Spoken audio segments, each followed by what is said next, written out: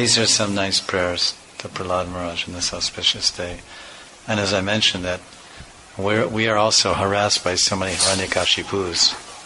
Prahlad Maharaj was really harassed by Hiranyakashipu. He was always trying to kill him in so many different ways. Which means killing Prahlad means killing his bhakti. Killing his pure bhakti. Because he is the beginning, the bottom of the pyramid of pure bhakti. So we have so many Hiranyakashipus chasing us also and trying to kill our pure bhakti.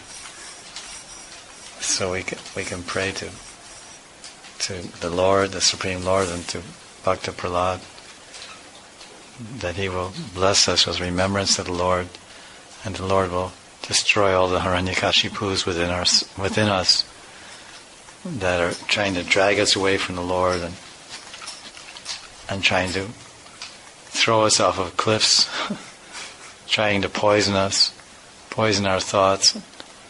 They try to throw him off a cliff, they try to poison him with snake bite, or feed him poison, have snake bites. Sometimes we're bitten by the snakes of envy. And so sometimes we want to jump off the deep end into deep Maya. And sometimes we're being poked by our own material desires. We're being thrown off the mountain tops of our mundane aspirations. So Hiranyakashipus are trying to kill us in various ways.